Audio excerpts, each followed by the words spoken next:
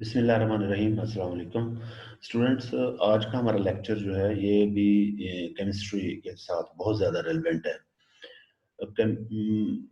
ये लेक्चर जो है ये केमिकल बॉन्डिंग के मतलब है और ये कुछ इस तरह का बेसिक लेक्चर है कि ये केमिस्ट्री के student as well as physics के स्टूडेंट यानी साइंस के स्टूडेंट्स को इस टॉपिक की अंडरस्टैंडिंग कुछ ना कुछ होनी चाहिए। हम इसको उतनी डिटेल में तो नहीं पढ़ेंगे जिस तरह केमिस्ट्री के स्टूडेंट पढ़ते हैं, लेकिन हम कोशिश करेंगे कि ये इसकी हमें बेसिक जो है वो समझ आ जाए। केमिकल बॉन्डिंग की केमिकल बॉन्डिंग असल में आप लोग अपने सराउंडिंग में देखते हो, आपको मटेरियल नजर आते हैं दुनिया की आपकी सराउंडिंग में हर चीज जो है ये मटेरियल से बनी हुई है। आप वॉल ले लें, उसमें सैंड सीमेंट वगैरह से बनी होती है, मार्बल, कैल्शियम कार्बोनेट में कैल्शियम कार्बन ऑक्सीजन ये मौजूद होते हैं।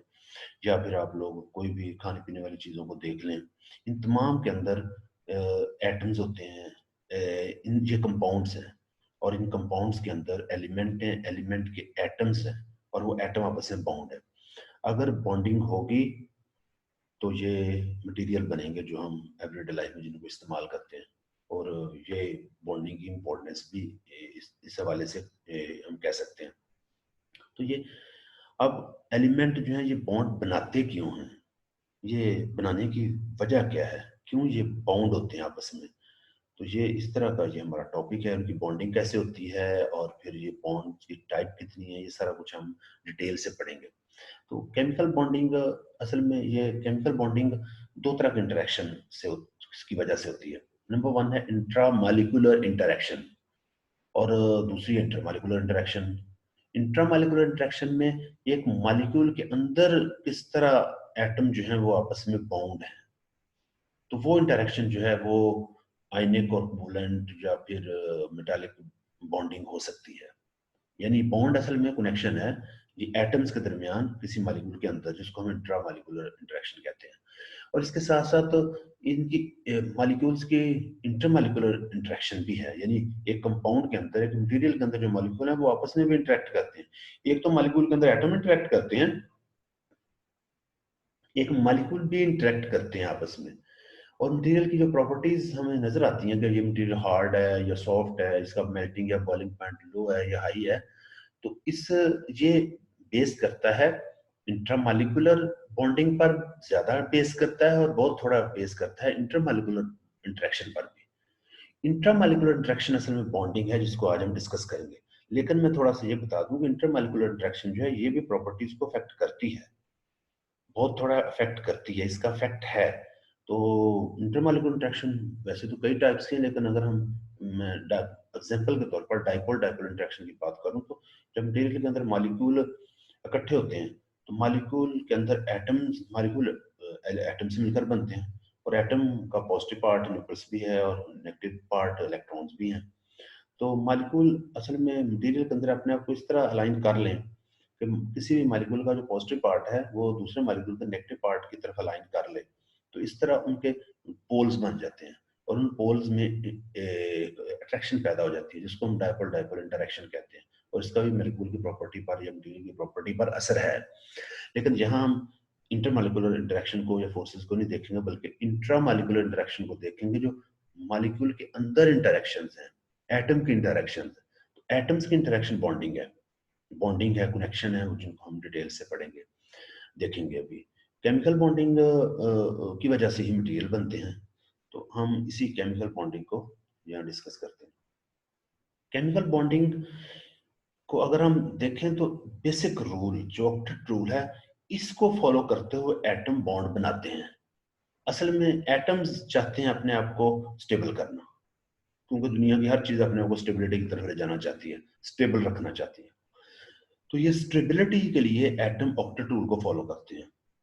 अब नोबल गैसेस, अगर हम एटम्स की बात करें तो पीरियडिक टेबल में जो नोबल गैसेस का पीरियड, लास्ट पीरियड है, लास्ट ग्रुप है जो पीरियडिक टेबल में, वो नोबल गैसेस का ग्रुप है। और नोबल गैसेस इनर्ट है, यानी ये दूसरों के साथ रिएक्शन नहीं करती, इनका कंपाउंड ना होने के बराबर है। और वजह क्या है, ये नोबल गैसेस इनर्ट है, ये स्टेबल है। और स्टेबिलिटी की वजह क्या है कि आउटर मोस्ट शेल में 8 इलेक्ट्रॉन पूरे हैं। हीलियम को अगर छोड़ दें, हीलियम में भी कभी तो आउटर मोस्ट शेल कंप्लीट है। इसी तरह तमाम मेटल्स का आउटर मोस्ट शेल, तमाम गैसेस का आउटर मोस्ट शेल कंप्लीट है, नोबल गैसेस का, जिसमें helium, neon, argon, krypton, xenon, radon वगैरह हैं। तो आउटरमोस्ट शेल को में 8 इलेक्ट्रॉन लाने का मतलब है अपने आप को स्टेबल करना। तो ये स्टेबिलिटी जो है ये जो आती है ये ऑक्टेट रूल को फॉलो करते हुए आती है। तो 8 आउटरमोस्ट शेल में 8 इलेक्ट्रॉन आना, ऑक्टेट रूल को 8 इलेक्ट्रॉन लाने की जो विश है, जो अट्रैक्शन है, ये ऑक्टेट रूल है। तो नोबल गैसेस चूंकि नर्ड गैसेस हैं और इनके आउटरमोस्ट शेल में 8 इलेक्ट्रॉन है, तो बाकी एटम जो है वो भी ट्राई करते हैं कि उनके आउटरमोस्ट शेल में 8 इलेक्ट्रॉन आ जाए। अब अगर बाकी एटम के 8 आउटरमोस्ट शेल में 8 इलेक्ट्रॉन नहीं होते, या इलेक्ट्रॉन 8 या 8 से एक दो कम होंगे या ज्यादा होंगे, तो ये इलेक्ट्रॉन अगर 8 से ज्यादा हैं तो ये एक दो ज्यादा हैं, तो ये उन इलेक्ट्रॉन को रिमूव करना चाहते हैं। तो जब ये रिमूव करेंगे दूसरे एटम्स को अपने ये इलेक्ट्रॉन देंगे तो उनके साथ बॉन्ड हो जाएंगे। और इसी तरह अगर एटॉमिक शेल में एक दो इलेक्ट्रॉन कम है तो ये फिर एटम कोशिश ट्राई करते हैं कि अपने दूसरे एटम से एक दो इलेक्ट्रॉन ले लें। तो जब ये एक दो इलेक्ट्रॉन लेंगे तो उनके साथ बॉन्ड हो जाएंगे। तो इस तरह ऑक्टेट रूल को फॉलो करते हुए ये बाइंडिंग करते हैं, ये बॉन्ड बनाते हैं। तो जो रीजन इनकी बॉन्डिंग की बेसिक है वो ऑक्टेट रूल है। केमिकल बॉन्डिंग जो है ना ये बहुत इंपॉर्टेंट है। अगर हम इसकी इंपॉर्टेंस को देखें तो केमिकल बॉन्डिंग जो है, केमिकल बॉन्ड जो है ये इस्तेमाल होते हैं नए केमिकल कंपाउंड क्रिएट करने के लिए। और ये केमिकल कंपाउंड जो है हम आजकल हमारी ज़िंदगी में बहुत अहम है। इसके अलावा मुख्तलिफ किस्म के केमिकल बॉन्ड जो हैं वो मुख्तलिफ फिजिकल प्रॉपर्टीज़ को डिटरमाइन करते हैं कि कोई भी कंपाउंड अगर उसके अंदर आयनिक कंपाउंड है या कोवलेंट कंपाउंड है तो उसकी प्रॉपर्टीज़ कैसी होंगी। मसलन अगर आयनिक बॉन्ड किसी कंपाउंड के अंदर मौजूद है तो हम कह सकते हैं उसका मेल्टिंग और बॉइलिंग पॉइंट हाई होगा। तो इस तरह हम फिजिकल प्रॉपर्टीज़ की प्रेडिक्शन जो है वो बॉन्डिंग के बेस पर कर सकते हैं। इसके साथ साथ ये केमिस्ट और साइंटिस्ट जो हैं ये केमिकल रिएक्शन से नए नए सब्सटेंस बनाते हैं। और नए सब्सटेंस तब बनेंगे जब हमारे पास नए कंपाउंड्स होंगे, और नए कंपाउंड तब होंगे जब उनके जब एटम बाउंड होंगे। तो इस हवाले से ये बहुत इंपॉर्टेंट है। इसके अलावा एक और चीज़ कि हम प्रॉपर्टीज़ को, तो मैंने आपको बताया प्रॉपर्टीज़ की प्रोडिक्शन तो हम कर सकते हैं बॉन्डिंग के। ना सिर्फ प्रॉपर्टीज भी बल्कि केमिकल रिएक्शन की प्रेडिक्शन भी कर सकते हैं। यानी हम कह सकते हैं कि अगर एटम मॉलिक्यूल्स के दरमियान इस तरह का आयनिक या कोवलेंट बॉन्ड है तो वो किस तरह के मॉलिक्यूल के साथ आसानी से रिएक्शन करेगा। तो अगर हम बॉन्डिंग की टाइप्स की बात करें तो ये बॉन्डिंग की मेन 3 टाइप्स हैं। वैसे तो बॉन्डिंग जो है ये प्राइमरी टाइप्स तो 3 है, सेकेंडरी टाइप जो है वो भी इसकी कुछ हैं, लेकिन यहाँ हम प्राइमरी टाइप्स जो हैं आयनिक बॉन्डिंग, कोवलेंट बॉन्डिंग और मेटालिक बॉन्डिंग, इसी पे बात करेंगे। सबसे पहले हम बात करते हैं आयनिक बॉन्डिंग। आयनिक बॉन्डिंग नाम से ज़ाहिर है, आयनिक बॉन्डिंग में आयन्स बनेंगे। और आयंस किस तरह बनेंगे? जब एक हाईली इलेक्ट्रोपॉजिटिव एलिमेंट या एटम हाईली इलेक्ट्रोनेगेटिव एलिमेंट के करीब आता है तो आयनिक बॉन्ड बनाता है। इलेक्ट्रोपॉजिटिव वो एटम्स हैं जो are those atoms which have ability to lose electron easily। यानी इलेक्ट्रोपॉजिटिव एलिमेंट या एटम वो एटम होगा जो आसानी से इलेक्ट्रॉन लूज कर सकता हो, और इलेक्ट्रोनेगेटिव हुआ जो आसानी से गेन कर सकता है। तो हाईली इलेक्ट्रोपॉजिटिव और हाईली इलेक्ट्रोनेगेटिव एलिमेंट एटम्स के दरमियान जब वो एक दूसरे के करीब आते हैं तो जो बॉन्ड बनता है उसको हम आयनिक बॉन्ड कहते हैं। असल में आयनिक बॉन्ड के जब बन रहा होता है तो आयंस प्रोड्यूस होते हैं, आयंस बनते हैं। आयन कैसे बनते हैं? मसलन एग्जांपल हम लेते हैं सोडियम क्लोराइड की। सोडियम क्लोराइड ये कॉमन साल्ट है जो हम घरों में इस्तेमाल करते हैं। इसमें सोडियम और क्लोरीन दो एटम्स मिलकर ये सोडियम क्लोराइड बनाते हैं। तो सोडियम आपको पता है इसके एटॉमिक शेल में एक इलेक्ट्रॉन है, और ये एक इलेक्ट्रॉन को आसानी से लूज करना चाहता है ताकि इससे पीछे वाला जो इसका शेल है उसमें 8 पूरे हों और ये स्टेबिलिटी की तरफ आ जाए। और इसी तरह क्लोरीन के एटॉमिक शेल में 17 इलेक्ट्रॉन है। तो ये एक इलेक्ट्रॉन गेन करना चाहती है ताकि इसके एटॉमिक शेल में 8 इलेक्ट्रॉन पूरे हो जाएं। तो जब ये एक दूसरे के करीब आएंगे तो क्लोरीन की अट्रैक्शन इलेक्ट्रॉन के लिए है वो, और सोडियम के लिए एक इलेक्ट्रॉन की कोई इंपॉर्टेंस नहीं है क्योंकि वो स्टेबिलिटी के लिए उसको लूज करना चाहता है। तो जब एक दूसरे के करीब आएंगे ये दोनों, तो सोडियम आसानी से इलेक्ट्रॉन लूज कर देगा और क्लोरीन उसको गेन करेगी। अब ऐसा नहीं होगा कि सोडियम इलेक्ट्रॉन लूज करने के बाद उससे लाताल्लुक हो जाए और चाहे उससे दूर हट जाए, जहां मर्जी जाए, वो चूंकि उसका एटम है, उसका इलेक्ट्रॉन है, लिहाजा जब इलेक्ट्रॉन क्लोरीन के पास जाएगा तो सोडियम पर चार्ज आ जाएगा पॉजिटिव। न्यूक्लियस के अंदर प्रोटॉन्स की तादाद तो बाहर इलेक्ट्रॉन्स की तादाद की इक्वल है, इसलिए एक इलेक्ट्रॉन के लूज करने से सोडियम पर इलेक्ट्रॉन 11 की बजाय 10 रह गए हैं, लेकिन न्यूक्लियस के अंदर प्रोटॉन जो है वो उनकी तादाद 11 ही है, जिसकी वजह से सोडियम जो है वो पॉजिटिव चार्ज अटेन कर लेगा। और क्लोरीन के न्यूक्लियस में 17 प्रोटॉन है, लेकिन बाहर इलेक्ट्रॉन उसके पास 18 हो गए, एक सोडियम से लिया तो 18 हो गए, इसकी वजह से क्लोरीन पर नेगेटिव चार्ज आ जाएगा। तो ये पॉजिटिव और नेगेटिव आयन जो हैं ये क्रिएट हो जाएंगे, इसलिए इन्हें आयनिक बॉन्डिंग कहते हैं कि जहां आयन्स बन गए पॉजिटिव और नेगेटिव। तो अब ये पॉजिटिव और नेगेटिव आयंस इलेक्ट्रोस्टैटिक अट्रैक्शन के जरिए, इलेक्ट्रोस्टैटिक फोर्स के जरिए एक दूसरे की तरफ आएंगे और आपस में मिल जाएंगे और इस तरह बॉन्डिंग बनेगी और ये आयनिक बॉन्डिंग कहलाएगी। ये यानी हम कह सकते हैं कि आयनिक बॉन्डिंग एक्चुअली में complete transfer of electron from electropositive atom to electronegative atom. Electro ionic bonding जो है ये रिजल्ट है किसका? कंप्लीट ट्रांसफर ऑफ इलेक्ट्रॉन का। तो हम आयनिक बॉन्डिंग में कह सकते हैं कि इसमें इलेक्ट्रॉन की ट्रांसफर होती है from positive electropositive atom to electronegative atom.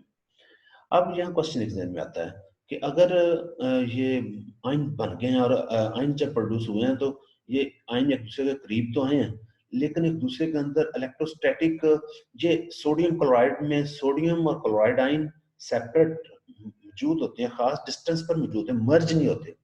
हालांकि इलेक्ट्रोस्टैटिक अट्रैक्शन की वजह से इन्हें मर्ज हो जाना चाहिए, ये मर्ज नहीं होते बल्कि अपनी आइडेंटिटी को बरकरार रखते हैं। तो वो ये इसका मतलब ये हुआ कि ये सोडियम और क्लोराइड आयन जो हैं ये एक दूसरे के साथ मिलते हैं, लेकिन एक खास लिमिट तक, क्योंकि अगर ये लिमिट से आगे बहुत ज्यादा एक दूसरे के साथ मिलेंगे तो ये मर्ज होकर एक एटम बन जाएगा, एक स्पीशीज बन जाएगी, और जिससे वो कोलैप्स क्रिस्टल जो है वो बन ही नहीं सकता है, सोडियम क्लोराइड का क्रिस्टल नहीं बन सकता।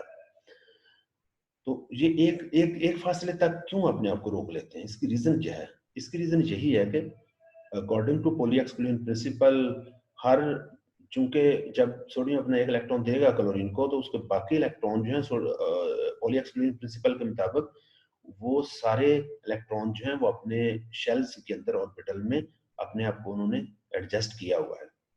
अब क्लोरीन के इलेक्ट्रॉन जो हैं और सोडियम का electron, outer most valence electron तो एक दूसरे के वैलेंस शेल जो है वो तो ओवरलैप करेगा, लेकिन वैलेंस शेल से आगे जो दूसरे शेल हैं वो ओवरलैप नहीं करेंगे, क्योंकि अगर वो ओवरलैप करते हैं तो दोनों के इलेक्ट्रॉन एक दूसरे के अंदर ऑर्बिटल को डिस्टर्ब करेंगे, और अगर वो डिस्टर्ब करेंगे तो पॉली एक्सक्लूजन प्रिंसिपल जो है वो उसकी वायलेशन होगी, जिसकी वजह से ये आपस में एक दूसरे के अंदर मर्ज नहीं होते बल्कि खास डिस्टेंस पर जाके अपने आप को रोक लेते हैं।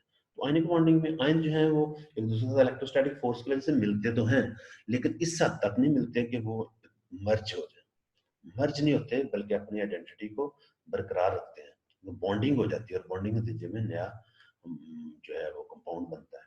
आप ये एग्जांपल में देख सकते हैं, अगर आप लोग देखें तो ये बिल्कुल वही जो बात मैंने बताई है, ये सोडियम एटम, और इसमें सोडियम एटम में ये ऑटोमोस्ट शेल में एक इलेक्ट्रॉन था, एक इलेक्ट्रॉन जंप किया क्लोरीन की तरफ गया, और इसका आखिरी शेल जो पीछे नीचे वाला इनर शेल है, वो inner next outermost shell जो है वो उसमें 8 इलेक्ट्रॉन पूरे हैं, तो ये ऑक्टेट रूल को फॉलो कर रहा है। इसी तरह क्लोरीन के आउटर मोस्ट शेल में 7 इलेक्ट्रॉन, जब ये एक इलेक्ट्रॉन हासिल करेगा तो इसका भी आउटर मोस्ट शेल में 8 इलेक्ट्रॉन, ये भी ऑक्टेट रूल को ओबे करेगा।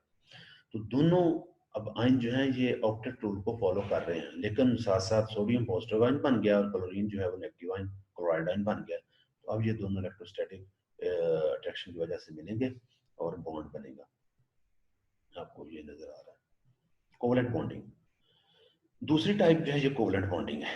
कोवलेंट बॉन्डिंग ये बहुत इजी और इंटरेस्टिंग है। आयनिक बॉन्डिंग स्ट्रॉन्ग बॉन्डिंग है, इसमें एक तो इलेक्ट्रॉन ट्रांसफर होता है, दूसरा इलेक्ट्रॉन के ट्रांसफर की वजह से सोडियम की क्लोरीन के लिए या इलेक्ट्रोपॉजिटिव एटम के इलेक्ट्रोनेगेटिव एटम के लिए अट्रैक्शन है, क्योंकि उसका अपने एक इलेक्ट्रॉन उस तरफ गया है और उस इलेक्ट्रॉन को छोड़ नहीं सकता। दूसरी सूरत ये है कि दोनों के दरमियान इलेक्ट्रोस्टैटिक अट्रैक्शन है, तो आयनिक बॉन्ड जो है ये एक स्ट्रॉन्ग बॉन्ड है, जबकि कोवलेंट बॉन्डिंग जो है वो कंपैरेटिवली एज कंपेयर टू आयनिक ये थोड़ी सी वीक है। अगर हम आयनिक बॉन्डिंग की बात करें, कोवलेंट बॉन्डिंग की बात करें, तो कोवलेंट बॉन्डिंग जो है इसमें मिलने वाले दोनों एटम जो हैं उनमें इलेक्ट्रोनेगेटिविटी का या तो इक्वल होगी या थोड़ा डिफरेंस होगा, या आप ये कह सकते हैं कि मिलने वाले दोनों एटम्स की जो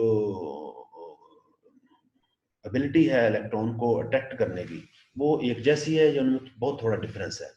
तो दोनों उस सूरत में ये कोवलेंट बॉन्डिंग बनाएंगे। तो कोवलेंट बॉन्ड असल में ये ऐसा लिंक है जिसमें एटम इलेक्ट्रॉन को ट्रांसफर नहीं करते बल्कि शेयर करते हैं, इसमें इलेक्ट्रॉन की शेयरिंग होती है। तो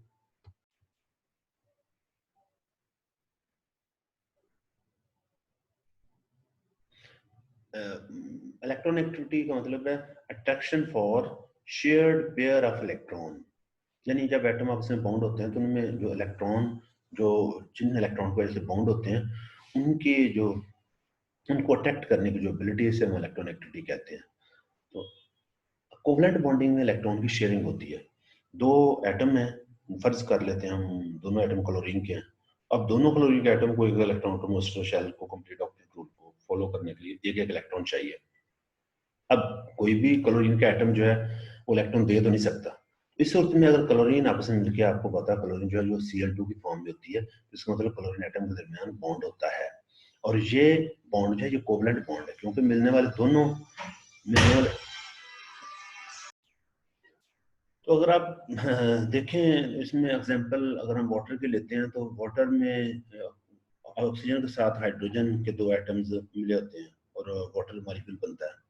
इसमें हाइड्रोजन और ऑक्सीजन के दरमियान शेयरिंग होती है इलेक्ट्रॉन की, क्योंकि ऑक्सीजन को आउटरमोस्ट शेल कंप्लीट करने के लिए दो इलेक्ट्रॉन चाहिए और हाइड्रोजन जो उसे आउटरमोस्ट शेल कंप्लीट करने के लिए एक इलेक्ट्रॉन चाहिए। तो एक ऑक्सीजन के साथ दो हाइड्रोजन मिलते हैं और इलेक्ट्रॉन की शेयरिंग से ये कोवलेंट बॉन्ड बनाते हैं, और इस तरह ये मॉलिक्यूल वाटर का बनता है। और वाटर की इंपॉर्टेंस आपको पता है हमारी जिंदगी में क्या है, इसका मतलब ये हुआ कि बॉन्डिंग की इंपॉर्टेंस जो है वो भी इसी तरह हमारी एवरीडे लाइफ में है। कोवलेंट बॉन्डिंग की जो डिटेल है इसके लिए अगर हम देखें तो मुख्तलिफ थ्योरीज हैं, जैसे वो वेस्पर थ्योरी है केमिस्ट्री में, valence shell electron pair repulsion theory, फिर MOT है मॉलिक्यूलर ऑर्बिटल थ्योरी, उनकी बेस पर इसको एक्सप्लेन किया हुआ। लेकिन आई थिंक इसकी ज़रूरत नहीं है इसको इतना डिटेल्स में जाने की। तो बस आप लोग कोवलेंट बॉन्डिंग के हवाले से, क्योंकि हमने केमिस्ट्री तो पढ़नी नहीं है, तो हम इसको ये इतना कह सकते हैं कि कोवलेंट बॉन्डिंग में इलेक्ट्रॉन की शेयरिंग होती है, और शेयरिंग के नतीजे में ये एटम जो है आपस में बाउंड होते हैं।